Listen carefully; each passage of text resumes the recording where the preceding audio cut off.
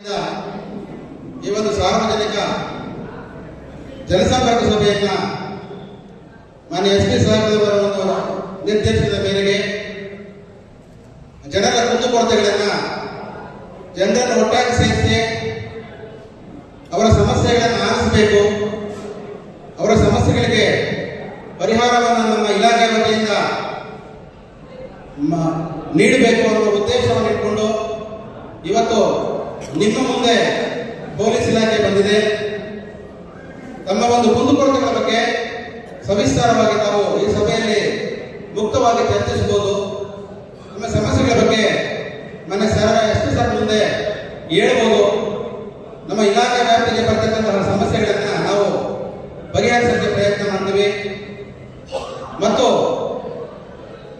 ಸಾರ್ವಜನಿಕರಿಗೆ ಕಾನೂನು ಅರಿವು, ಕಾನೂನುಗಳು ನಮ್ಮಲ್ಲಿ ಜಾರಿಯಾಗಿವೆ, ಆದರೆ ಅವು ಇಂಪ್ಲಿಮೆಂಟ್ ಆಗೋದು ಬಹಳ ಕಡಿಮೆ. ಅದಕ್ಕೆ ಸಾರ್ವಜನಿಕರ ಒಂದು ಸಹಕಾರ, ಒಂದು ಕಾನೂನು ಜಾರಿಯಾಗಬೇಕಂದ್ರೆ ಸಾರ್ವಜನಿಕರ ಸಹಕಾರ ಅತ್ಯಂತ ಮುಖ್ಯ. ಆ ನಿಟ್ಟಿನಲ್ಲಿ ತಾವೆಲ್ಲರೂ ಪೊಲೀಸ್ ಇಲಾಖೆಯಿಂದ ಏನು ಅಭಿಯಾನಗಳನ್ನು ಹಮ್ಮಿಕೊಳ್ತಾ ಇದ್ದೀವಿ, ಸಾರ್ವಜನಿಕ ಸಭೆಯಾಗಲಿ ಅಥವಾ ರಸ್ತೆ ಸುರಕ್ಷಾ ನಿಯಮಗಳಾಗಲಿ, ಪೋಕ್ಸೋ ಕಾಯ್ದೆ ಬಗ್ಗೆ ಆಗಲಿ, ಚೈಲ್ಡ್ ಮ್ಯಾರೇಜ್ ಬಗ್ಗೆ ಆಗಲಿ, ಮನೆಗಳನ್ನ ಆಗಲಿ, ಇನ್ನು ಬೇರೆ ಸಾರ್ವಜನಿಕರಿಗೆ ತೊಂದರೆ ಕೊಡ್ತಕ್ಕಂತಹ ಒಂದು ಯಾರೇ ಏನು ಕಿಡಿಗೇಡಿಗಳಾಗಲಿ ಇಂಥವ್ರ ಬಗ್ಗೆ ಕ್ರಮ ತಗೊಳ್ಳಕ್ಕೆ ಸುಮಾರು ಜನ ಮುಂದೆ ಬರುವುದಿಲ್ಲ. ಆ ನಿಟ್ಟಿನಲ್ಲಿ ನಮ್ಮೆಲ್ಲರೂ ಒಟ್ಟಾಗಿ ಸೇರಿಸಿ ಒಂದು ಸಾರ್ವಜನಿಕರ ಅಭಿಪ್ರಾಯವನ್ನು ಪಡೆಯಬೇಕು. ಇಲಾಖೆಯಿಂದ ನಾವು ಏನು ಮಾಡ್ತಾ ಇದ್ದೀವಿ, ನಾವು ಯಾವ ರೀತಿ ರಕ್ಷಣೆ ಕೊಡ್ತೀವಿ ಅನ್ನೋ ಬಗ್ಗೆ ಚರ್ಚೆ ಮಾಡಿ ಈ ಸಭೆಯಲ್ಲಿ ಚರ್ಚೆ ಮಾಡುವ ಸಂಬಂಧ ಈ ಒಂದು ಸಾರ್ವಜನಿಕ ಸಭೆಯನ್ನು ಹಮ್ಮಿಕೊಂಡಿದ್ದೀವಿ. ಆ ಸಭೆಯಲ್ಲಿ ತಾವೆಲ್ಲರೂ ಬಂದಿದ್ದೀರಿ. ಈ ಕಾರ್ಯಕ್ರಮದಲ್ಲಿ ಸಹಾಯಕರು ಉಪಸ್ಥಿತರಿದ್ದಾರೆ. ಮುಕ್ತವಾಗಿ ಚರ್ಚಿಸಿ ಈ ಸಭೆಯನ್ನ ಯಶಸ್ವಿಗೊಳಿಸಬೇಕಂತ ಹೇಳಿ ನಾನು ನಿಮ್ಮೆಲ್ಲರ ಒತ್ತಾಯದ ಮೇರೆಗೆ ಮತ್ತೆ ನಮ್ಮ ಜಿಲ್ಲಾ ಪೊಲೀಸ್ ವತಿಯಿಂದ ನಿಮ್ಮೆಲ್ಲರಲ್ಲಿ ಕಳಕಳಿಯ ಮನವಿಯನ್ನು ಮಾಡಿಕೊಡ್ತೇನೆ. ಆ ನಿಟ್ಟಿನಲ್ಲಿ ಇದನ್ನೆಲ್ಲರೂ ತಾವೆಲ್ಲರೂ ಈ ಸಭೆಯಲ್ಲಿದ್ದೀರಿ. ಈ ಸಭೆಯಲ್ಲಿ ನಿಮ್ಮ ಸಮಸ್ಯೆಗಳ ಬಗ್ಗೆ ಚರ್ಚಿಸಿ ಸದುಪಯೋಗ ಪಡಿಸಿಕೊಳ್ಳಿ ಅಂತೇಳಿ ನಮ್ಮೆಲ್ಲರೂ ನಾನು ಕೇಳಿಕೊಳ್ತಾ ನನಗೆ ಈ ಪ್ರಸ್ತಾವಿಕ ಭಾಷಣೆಯನ್ನು ಮಾಡೋದಕ್ಕೆ ಅನುವು ಮಾಡಿಕೊಡ್ತೀನಿ. ನಮಸ್ಕಾರ.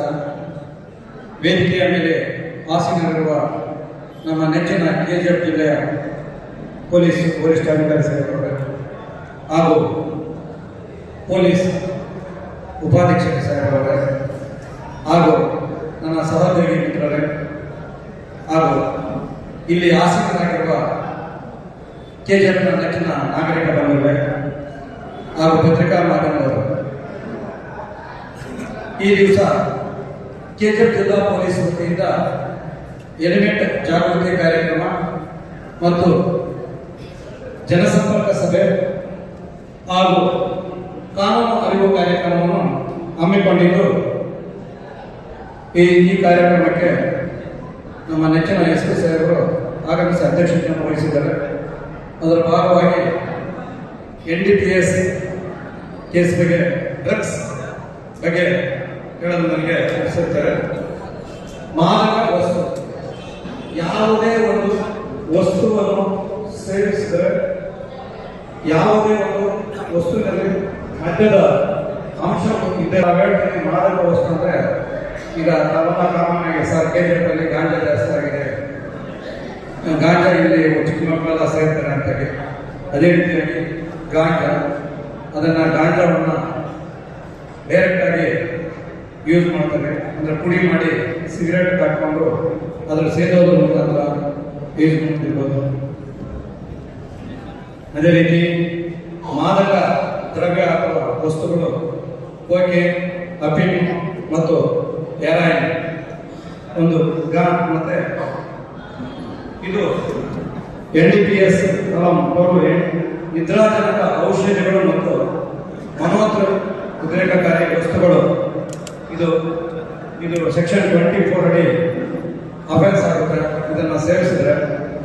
ಅದೇ ರೀತಿಯಾಗಿ ಯಾವುದೇ ಒಂದು ಗಾಂಜಾವನ್ನು ಸಾಗಾಟ ಮಾಡಿದ್ರೆ ಅಥವಾ ವರ್ಷದಲ್ಲಿ ಇಟ್ಕೊಂಡಿದ್ರೆ ಅದನ್ನು ಮಾರಾಟ ಮಾಡಿದ್ರೆ ಸ್ಮಾಲ್ ಕ್ವಾಂಟಿಟಿ ಇದ್ರೆ ಸೆಕ್ಷನ್ NDPS ಸೆಕ್ಷನ್ 20A ಅಡಿಯಲ್ಲಿ ಅವರಿಗೆ 1 ವರ್ಷ ಜೈಲು ಶಿಕ್ಷೆ ಮತ್ತು 10,000 ರೂಪಾಯಿ ದಂಡ ವಿಧಿಸ್ತಾರೆ. ಅದೇ 1 kg ಮೇಲ್ಪಟ್ಟು ಅವರು ಕಷ್ಟದಲ್ಲಿದ್ದರೆ ಸಾಗಾಟ ಮಾಡಿದರೆ ಅವರಿಗೆ ಅದು ಕಮರ್ಷಿಯಲ್ ಕ್ವಾಂಟಿಟಿ ಅಂತೇಳಿ 10 ವರ್ಷದಿಂದ 20 ವರ್ಷಗಳ ತನಕ ದಂಡ, 20 ಪನಿಷ್ಮೆಂಟ್ ಇದೆ. ನಂತರ 1 ಲಕ್ಷದಿಂದ 2 ಲಕ್ಷದ ತನಕ ದಂಡವನ್ನು ವಿಧಿಸಲಾಗುತ್ತದೆ. ಅದೇ ರೀತಿಯಾಗಿ ಸೆಕ್ಷನ್ 27B ಅಡಿಯಲ್ಲಿ ಗಾಂಜಾ ಕನ್ಸ್ಯೂಮ್ ಮಾಡಿ ಅಫೆನ್ಸ್ ಆದರೆ 6 months ಪನಿಷ್ಮೆಂಟ್ ಮತ್ತು 1,000 ರೂಪಾಯಿ ದಂಡ ಸಹ ಇರ್ತದೆ.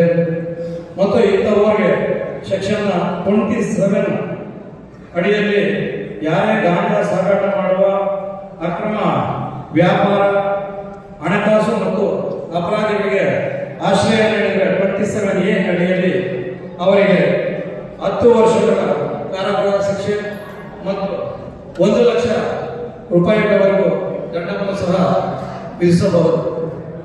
ಹಂಗಾಗಿ ಯಾಕಂದ್ರೆ ಸವಿಸ್ತಾರವಾಗಿ ಬೇಕಾದ ಟೈಮ್ ಇಲ್ಲ, ಈಗ ತಮ್ಮ ಬಂಧುಕರ್ತಗಳನ್ನು ಕೇಳಬೇಕಾಗಿರೋದ್ರಿಂದ ಹೆಚ್ಚಾಗಿ ಈಗ ನಮ್ಮ ಕಣ್ಣು ಮುಂದೆ ಕಂಡು ಬರುವುದೇನೆಂದ್ರೆ ಗಾಂಜಾವನ್ನು ಬೇರೆ ಕಡೆಯಿಂದ ಪರ್ಚೇಸ್ ಮಾಡ್ಕೊಂಡ್ಬಂದು ಇಲ್ಲಿ ಗಾಂಜಾವನ್ನು ಕೆಲವೊಂದು ಹುಡುಗರ ಕೈಯಲ್ಲಿ ಕೆಲವೊಂದು ಇವರು ಕಾಲೇಜಿನ ಹತ್ರ ಚಿಕ್ಕ ಚಿಕ್ಕ ಪ್ಯಾಕೆಟ್ ಮಾಡಿ ಸೇಲ್ ಮಾಡ್ತಾರೆ. ಆ ರೀತಿ ಸೇಲ್ ಮಾಡಿದ್ರೆ ಅವ್ರ ಮೇಲೆ NDPS ಕಾಯ್ದೆ ಅಡಿಯಲ್ಲಿ ಅಫೆನ್ಸ್ ಆಗುತ್ತೆ. ಅಫೆನ್ಸ್ ಆಗಿ ಶಿಕ್ಷೆಗೆ ಗುರಿಪಡಿಸಬಹುದು. ದಯವಿಟ್ಟು ಅಂಥದ್ದೇನಾದರೂ ಕಂಡು ಬಂದ ಪಕ್ಷದಲ್ಲಿ ನಮ್ಮ ನೀವು ಸೀಕ್ರೆಟ್ ಆಗಿ ನಮ್ಮ ನಂಬರ್ ಇರುತ್ತೆ, ನಮ್ಮ ಎಲ್ಲ ಒಂದು SP ಸಾಹೇಬ್ ನಂಬರ್ ಇರ್ಬೋದು ಅಥವಾ ನಮ್ಮ ನಂಬರ್ಸ್ ಇರುತ್ತೆ ಮತ್ತು ನಮ್ಮ ಕಂಟ್ರೋಲ್ ರೂಮ್ ನಂಬರ್ ಇರುತ್ತೆ. ನೇರವಾಗಿ ಕಾಲ್ ಮಾಡಿ ನಮಗೆ ಮಾಹಿತಿಯನ್ನು ನೀಡಿದ್ರೆ ತಮ್ಮ ಹೆಸರನ್ನು ನಾವು ಯಾರಿಗೂ ತಿಳಿಸೋದಿಲ್ಲ, ಅದು ಗುಪ್ತವಾಗಿಟ್ಟು ನಾವು ಅವರ ಮೇಲೆ ಕ್ರಮವನ್ನು ಕೈಗೊಳ್ಳುತ್ತೇವೆ. ಇಷ್ಟನ್ನು ಹೇಳಲು ಅವಕಾಶ ಮಾಡಿಕೊಟ್ಟಂತಹ ತಮ್ಮೆಲ್ಲರಿಗೂ ಹಾಗೂ ನಮ್ಮ SP ಸಾಹೇಬರಿಗೂ ವಂದಿಸುತ್ತಾ ನನ್ನ 2 ಮಾತನ್ನ ಮುಗಿಸ್ತಾ ಇದ್ದೇನೆ. ಜೈ ಹಿಂದ್, ಜೈ ಕರ್ನಾಟಕ. ಒಂದು ಸಣ್ಣದಾಗಿ 2-3 ನಿಮಿಷದಲ್ಲಿ 2 ಟಾಪಿಕ್ ಅನ್ನು ಕವರ್ ಮಾಡ್ತಿದ್ದೀವಿ. ಏನಂದ್ರೆ ಟ್ರಾಫಿಕ್ ಅವೇರ್ನೆಸ್. ಟ್ರಾಫಿಕ್ ಅಂದ್ರೆ ಎಲ್ಲರಿಗೂ ಗೊತ್ತಿದೆ. ಟ್ರಾಫಿಕ್ ಅಂದ್ರೆ ಬರೀ ಗಾಡಿ ಓಡಿಸೋದು, ಗಾಡಿ ಇರೋದು ಮತ್ತೆ ರಸ್ತೆ ಇರೋದಂತಲ್ಲ. ಈಗ ಟ್ರಾಫಿಕ್ ಅಂದ್ರೆ ನಿಮಗೆ ಎಲ್ಲ ಗಾಡಿ ಇರೋರಿಗೆ ಎಲ್ಲ ಪಾದಾಚಾರಿಗಳಿಗೆ ಇರ್ತಾರೆ, ಮತ್ತೆ ಹಿರಿಯ ನಾಗರಿಕರು ಎಲ್ಲ ಫುಟ್ಪಾತ್ ಹೋಗಲು ಅನ್ವಯಿಸುತ್ತೆ ಇದು ಸಂಚಾರ ನಿಯಮಗಳು. ಈ ಒಂದರಲ್ಲಿ ಈಗ ಒಂದು ವಿಚಾರ ಹೇಳ್ಬೇಕಂದ್ರೆ ನಮಗೆ ಭಯಪಡಿಸೋದು ಹೇಳ್ತಿಲ್ಲ. ಈ ಕರ್ನಾಟಕ ರಾಜ್ಯದಲ್ಲಿ ಪ್ರತಿ ವರ್ಷ ಸುಮಾರು 40,000 ಅಪಘಾತಗಳಾಗುತ್ತೆ. ಅದರಲ್ಲಿ ಪ್ರತಿ ವರ್ಷ 10ರಿಂದ 12,000 ಜನ ಸಾಯ್ತಿದ್ದಾರೆ. ಅದೇ ರೀತಿಯಾಗಿ ಅದನ್ನೆಲ್ಲ ಲೆಕ್ಕಾಚಾರ ಮಾಡಿದಾಗ ಪ್ರತಿದಿನ 30 ಜನ ಸಾಯ್ತಾರೆ. ಯಾವ ಕಾರಣದಿಂದ ಸಾಯ್ತಾರೆ? ಒಂದು ಕಾರ್ಗೆ ಸೀಟ್ ಬೆಲ್ಟ್ ಹಾಕೋದಿಲ್ಲ, ಮತ್ತೆ ಮೇಜರ್ ಆಗಿ 2 ವೀಲರ್ ಆಕ್ಸಿಡೆಂಟ್ ಜಾಸ್ತಿ ಆಗ್ತಿದ್ದಾರೆ. ಅದೇ ಕಾರಣ ಏನು? ಆಕ್ಸಿಡೆಂಟ್ ಅತಿ ವೇಗ ಹೋಗ್ತಿಲ್ಲ, ಜೋರ ಹೋಗ್ತಿಲ್ಲ, ಹೆಲ್ಮೆಟ್ ಹಾಕೋದಿಲ್ಲ. ಮತ್ತೆ ಮೊದಲನೇದಾಗಿ ತಾಳ್ಮೆಯನ್ನು ಬೆಳೆಸ್ಕೋಬೇಕು. ತಾಳ್ಮೆ ಇಲ್ಲ ಅಂದ್ರೆ ಆಕ್ಸಿಡೆಂಟ್ ಆಟೋಮೆಟಿಕ್ ಆಗುತ್ತೆ. ಈ ಮುಂದೆ ಯಾರೋ ಹೋಗ್ತಾ ಇರ್ತಾರೆ, ಅದನ್ನ ಓವರ್ಟೇಕ್ ಮಾಡೋದು, ಇಲ್ಲ ಅವ್ರು ಏನೋ ಮಾಡ್ಕೊಂಡು ಹೋಗೋದು, ವೀಲಿ ಮಾಡೋದು, ಇವೆಲ್ಲ ಮಾಡೋದ್ರಿಂದ ಅಪಘಾತಗಳು ಹೆಚ್ಚಾಗ್ತದೆ. ಏನು ಸ್ಟ್ಯಾಟಿಸ್ಟಿಕ್ಸ್ ಹೇಳಿದೆ, ಪ್ರತಿದಿನ 30 ಜನ ಸಾಯ್ತಾರೆ. 30 ಜನ ಪ್ರತಿದಿನ ಸಾಯ್ತಾರೆ. 30 ಕುಟುಂಬಗಳು ಹಾಳಾಗ್ತವೆ. 30 ಕುಟುಂಬಗಳ ಪ್ರತಿ ರೀತಿಯಾದ ಜೀವನ ಹಾಳಾಗ್ತದೆ. ಅದನ್ನ ತಿಳ್ಬೇಕು. ಅದೇ ರೀತಿಯಾಗಿ ಏನು ಅಪಘಾತಗಳಿಗೆ ಪ್ರಮುಖ ಕಾರಣಗಳು ಅಂತ ನಮ್ಮ ಸ್ಟಡೀಸ್ ಏನು ಹೇಳಿದ್ದಾರೆ. ಮೊದಲನೇದಾಗಿ ಅತಿ ವೇಗ, ಓವರ್ ಸ್ಪೀಡ್, ಮತ್ತೆ ಹೆಲ್ಮೆಟ್ ಇಲ್ಲದೆ ಓಡಿಸುವಂಥದ್ದು, ಸೀಟ್ ಬೆಲ್ಟ್ ಉಪಯೋಗಿಸದಿರುವಂಥದ್ದು, ಮದ್ಯಪಾನ ಮಾಡಿ ವಾಹನ ಚಾಲನೆ ಮಾಡುವಂಥದ್ದು, ಮೊಬೈಲ್ ಬಿಡಿಸಿ ವಾಹನವನ್ನು ಚಾಲನೆ ಮಾಡುವಂಥದ್ದು, ಮತ್ತೆ ಈ ಚಿತ್ರದ ದಿನಗಳಲ್ಲಿ ನಮ್ಮಲ್ಲಿ ರಾಬರ್ಟ್ಸನ್ ಪೇಟೆ KGF ಅಲ್ಲೇ ಅಪ್ರಾಪ್ತರು ಮೈನರ್ ಹುಡುಗರು ಗಾಡಿ ಓಡಿಸಿ ಹಿಡಿದಾಗಿದೆ. ದಯಮಾಡಿ ಏನು ಪೇರೆಂಟ್ಸ್ ಇದ್ದೀರಾ, ದಯಮಾಡಿ ಮೈನರ್ ಮಕ್ಕಳಿಗೆ ವೆಹಿಕಲ್ಸ್ ಅನ್ನ ನೀಡಬೇಡಿ. ಈಗ ವೆಹಿಕಲ್ ಸಹ ನೀಡಿದ್ರೆ ವಾಹನ ಯಾರು ಮಾಲೀಕರಿರ್ತಾರೆ ಮತ್ತೆ ಅವರ ಪೋಷಕರಿರ್ತಾರೆ ಅವ್ರ ಮೇಲೆ ಸಹ ಕೇಸ್ ಆಗುತ್ತೆ. ಮಕ್ಕಳಿಗೂ ಸ್ವಲ್ಪ ಡ್ಯಾಮೇಜ್ ಆಗುತ್ತೆ. ಕೆಲವು ಪ್ರಾಣಾನ ಕಳ್ಕೊಂಡಿದ್ದಾರೆ, ಕೆಲವರೆಲ್ಲ ವೆಹಿಕಲ್ ನೋಡ್ಕೊಂಡು 6 ತಿಂಗಳು 1 ವರ್ಷ ಬೆಡ್ ರೆಸ್ಟ್ ಆಗಿದ್ದಾರೆ. ಆ ಥರ ಆಗೋದು ಬೇಡ. ಅದೇ ರೀತಿಯಾಗಿ ಈಗ ಏನು ಹೆಲ್ಮೆಟ್, ಈಗ ಟ್ರಾಫಿಕ್ ಅವೇರ್ನೆಸ್ ಮಾಡಿ ಹೆಲ್ಮೆಟ್ ಕಡ್ಡಾಯ ಮಾಡ್ತಿದ್ವಿ 8ನೇ ತಾರೀಕಿಂದ. ಇದನ್ನೇನು ದಂಡ ವಸೂಲಿ ಪೊಲೀಸರೇನಪ್ಪ ರೋಡ ನಿಂತ್ಕೊಂಡು ದಂಡ ವಸೂಲಿ ಮಾಡಿ ಸರ್ಕಾರ ಕಟ್ಟಿದ್ದಾರೆ, ಈಗ ಪೊಲೀಸರು ತಗೊಂತಿದ್ದಾರೆ ಅಂತ ನೋಡ್ಬಿಡಿ. ದಯಮಾಡಿ ನಾವು ಮಾಡ್ತಿರೋ ಕಾರ್ಯಕ್ರಮ ತಮ್ಮೆಲ್ಲರ ಜೀವ ಉಳಿಸಲು, ತಮ್ಮೆಲ್ಲರ ಏನು ಸಾವು ಆಗದಿರೋದು ನೋಡ್ಕೊಳ್ಳೋದಕ್ಕೋಸ್ಕರ ಈ ಒಂದು ಕಾರ್ಯಕ್ರಮವನ್ನ 8ನೇ ತಾರೀಕಿನ ಕಟ್ಟುನಿಟ್ಟಾಗಿ ಅರ್ಥ ಮಾಡ್ಕೊಳ್ಳಿ. ಇನ್ನ ಟ್ರಾಫಿಕ್ ಬಗ್ಗೆ ಎಲ್ಲರಿಗೂ ಗೊತ್ತಿದೆ, ನಮ್ಮಲ್ಲಿ ಇರೋದೇ ಒಂದೇ ಸಿಗ್ನಲ್. ಆ ಸಿಗ್ನಲ್ ಅಲ್ಲಿ ಸೈಕಲ್ ಜಂಪ್ ಮಾಡ್ತಾರೆ, ಮತ್ತೆ ಸಿಗ್ನಲ್ಸ್ ಅಲ್ಲಿ ಸಿಗ್ನಲ್ ನೋಡ್ಕೊಂಡಿರ್ತಾರೆ. ಒಂದ್ ಕಡೆಯಿಂದ ಜೀಬ್ರಾ ಕ್ರಾಸಿಂಗ್ ಮಾಡಿಸ್ತೀವಿ, ಹೊಸ ಮಾಡಿಸ್ತೀವಿ, ಪೇಂಟ್ ಮಾಡಿಸ್ತೀವಿ.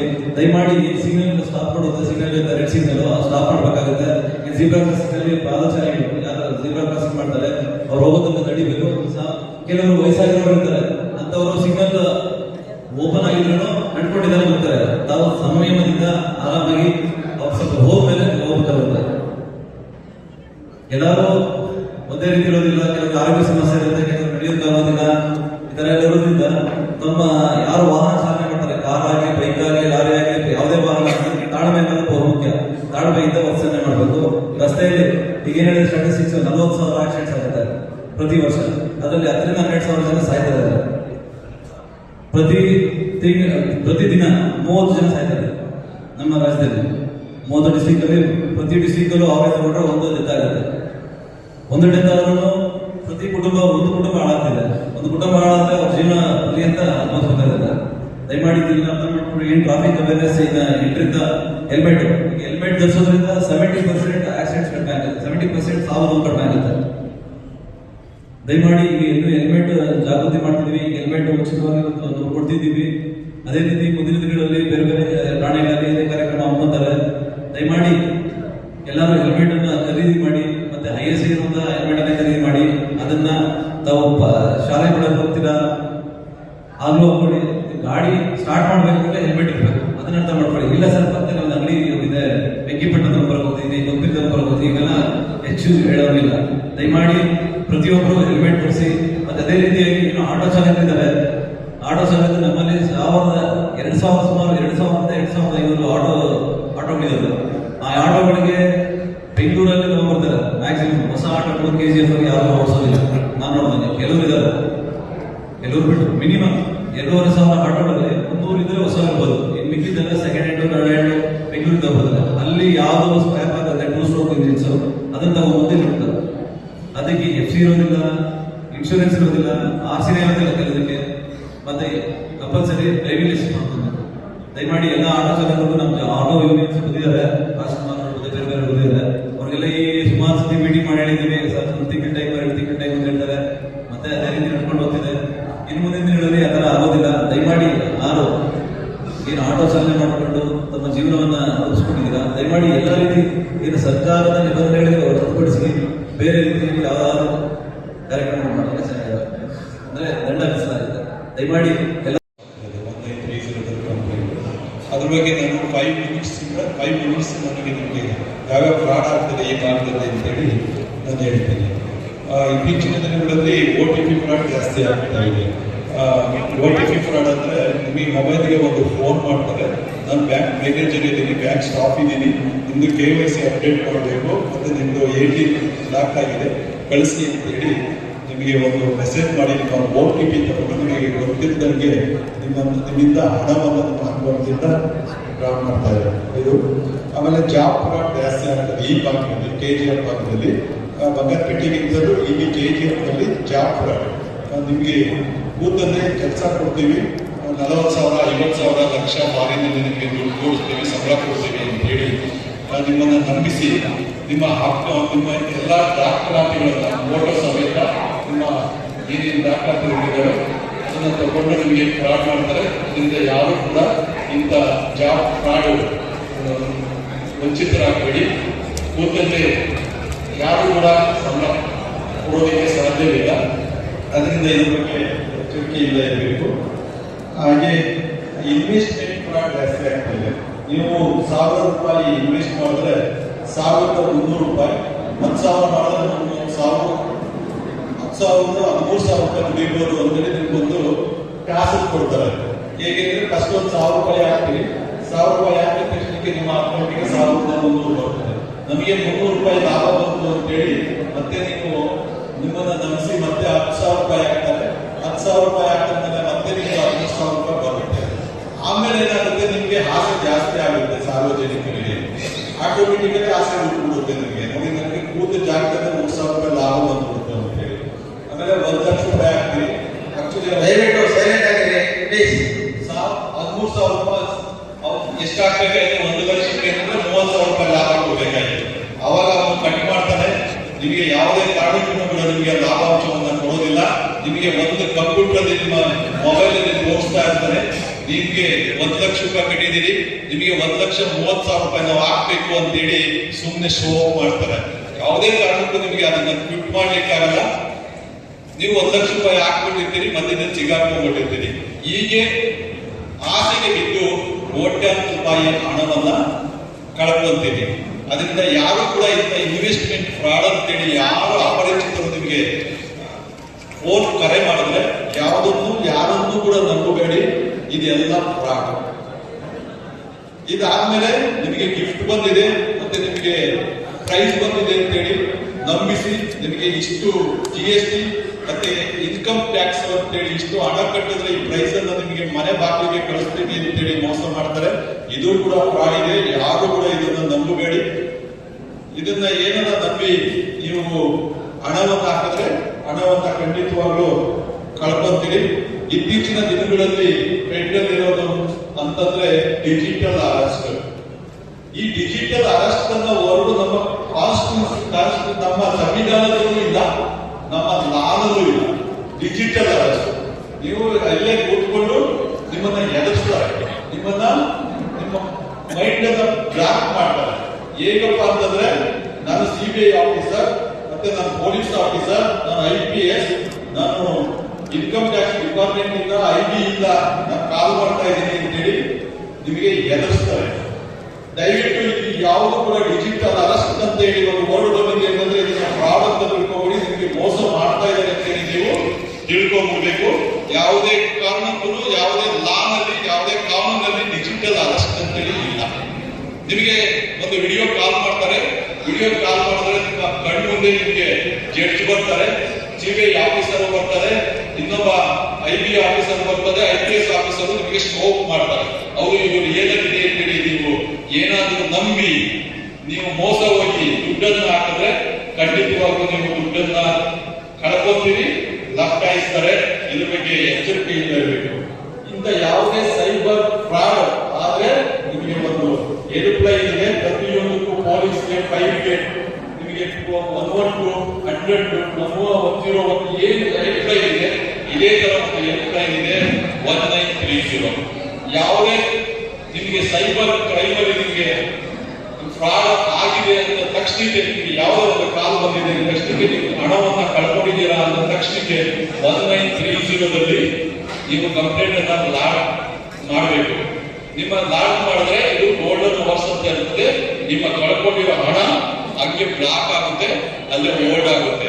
ನೀವು ಇಮಿಡಿಯೇಟ್ ಬಂದು ಪೊಲೀಸ್ ಸ್ಟೇಷನ್ಗೆ ಒಂದು ಕಂಪ್ಲೇಂಟ್ ಕೊಟ್ಟರೆ ಕೇಸ್ ರಿಜಿಸ್ಟರ್ ಮಾಡಿ ನಿಮ್ಮ ಹಣವನ್ನ ಹಿಂತಿರುಗಿಸಲಿಕ್ಕೆ ಅವಕಾಶ ಇದೆ.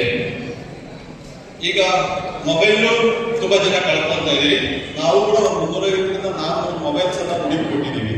ಮೊಬೈಲ್ ಕಳೆದೋಯ್ತು ಅಂತೇಳಿ ಯಾರು ಕೂಡ ಎದುರ್ಕೋಬೇಡ್ರಿ. ನಿಮ್ಮ ಮೊಬೈಲ್ ಅನ್ನ ಯಾರು ಕಳ್ಕೊಂಡ್ರು ಕೂಡ ಬೇರೆಯವರು ಯಾರು ಯೂಸ್ ಮಾಡ್ಲಿಕ್ಕಾಗಲ್ಲ. ಮೊಬೈಲ್ ಲಾಸ್ ಅಂತೇಳಿ ಇದೇ CEIR ಅಂತೇಳಿ ಒಂದು ಪೋರ್ಟಲ್ ಇದೆ. ನೀವೇ ಹೋಗಿ ಕೇಸನ್ನ ರಿಜಿಸ್ಟರ್ ಮಾಡಬಹುದು. ಅದರಲ್ಲಿ ನೀವು ರಿಜಿಸ್ಟರ್ ಮಾಡಿದ್ರೆ ನಮಗೆ ಬರುತ್ತೆ. ಅದು ಎಲ್ಲಾದ್ರೂ ಟ್ರೇಸ್ ಆದ್ರೆ ನಿಮಗೂ ಮಾಹಿತಿ ಬರುತ್ತೆ. ನಾವು ಕೂಡ ಪತ್ತೆ ಮಾಡಿ ನಿಮ್ಮ ಮೊಬೈಲ್ ಅನ್ನ ವಾಪಸ್ ಕೊಡ್ತೀವಿ. CEIR ಅಂತೇಳಿ. ಹಾಗೆ ಕರ್ನಾಟಕ ಸ್ಟೇಟ್ ಪೊಲೀಸ್ ಒಂದು KSP ಆಪ್ ಅಂತೇಳಿದೆ. ಅದನ್ನು ಕೂಡ ಎಲ್ಲರೂ ಕೂಡ ಯೂಸ್ ಮಾಡಬೇಕು. ನಿಮ್ಗೆ ಎನಿ ಕಂಪ್ಲೇಂಟ್ ಯಾವುದೇ ಸ್ಥಳದಲ್ಲಿ ನೀವು ಫೋನ್ ಮಾಡಿದ್ರು ಕೂಡ ಈ ಸ್ಥಳ ಯಾವ ಪೊಲೀಸ್ ಸ್ಟೇಷನ್ ಲಿಮಿಟ್ಸ್ಗೆ ಬರ್ತದೆ ಅಂತೇಳಿ ಪೊಲೀಸ್ ಸ್ಟೇಷನ್ ನಂಬರ್ ಕೂಡ ಡಿಸ್ಪ್ಲೇ ಆಗುತ್ತೆ. ಈ KSP ಆಪ್ ಅನ್ನು ಕೂಡ ಎಲ್ಲರನ್ನು ಕೂಡ ಯೂಸ್ ಮಾಡಬೇಕು ಅಂತೇಳಿ ಈ ಒಂದು ಸಂದರ್ಭದಲ್ಲಿ ಹೇಳ್ತೀನಿ. 2003 ಇಂದ 3 ವರ್ಷದ ಅಂಕಿಅಂಶಗಳನ್ನು ನಾನು ಹೇಳ್ತೀನಿ. 2023 ನಲ್ಲಿ 4,41,00,000 ಈ KGF ಭಾಗದಲ್ಲಿ ಜನ ಸೈಬರ್ ಕ್ರೈಮ್ ಅಲ್ಲಿ ಕಳ್ಕೊಂಡಿದ್ದಾರೆ. 2024 ಅಲ್ಲಿ 5,78,00,000 ದುಡ್ಡನ್ನ ಕಳ್ಕೊಂಡಿದ್ದಾರೆ. ನಿಮ್ಗೆ ಯಾರು ಗೊತ್ತಾಗಲ್ಲ ಏನಪ್ಪ ಎಷ್ಟೋ ದುಡ್ಡು ಕಳ್ಕೊಂಡಿದ್ದಾರೆ ಅಂತೇಳಿ. ಕಳ್ಕೊಂಡಿದ್ದಾರೆ. ಕೇಸ್ ಕೂಡ ರಿಜಿಸ್ಟರ್ ಆಗಿದೆ. ಕೆಲವೊಂದು ವಾಪಸ್ ಬಂದಿದೆ, ಕೆಲವೊಂದು ವಾಪಸ್ ಕೂಡ ಬರ್ಲಿಕ್ಕೆ ಆಗಿಲ್ಲ. 2025 ಅಲ್ಲಿ 4,37,00,000 ದುಡ್ಡವನ್ನ ಇದುವರೆಗೂ ಕಳ್ಕೊಂಡಿದ್ದಾರೆ. ಇನ್ನೂ ಒಂದು ತಿಂಗಳು ಬಾಕಿ ಇದೆ. ಅದರಿಂದ ಯಾರು ಕೂಡ ಈ ಸೈಬರ್ ವಂಚನೆಯಿಂದ ವಂಚಕರಿಂದ ದೂರ ಇರಬೇಕು. ಯಾವುದೇ ಸೈಬರ್ ಅಪರಾಧ ಸಂಭವಿಸಿದ್ರೆ 1930ಗೆ ಕರೆ ಮಾಡೋದನ್ನ ಮರಿಬೇಡಿ ಅಂತ ಹೇಳ್ತಾ ಈ ಒಂದು ಸಭೆಯಲ್ಲಿ ಇಷ್ಟು ಮಾತಾಡಿ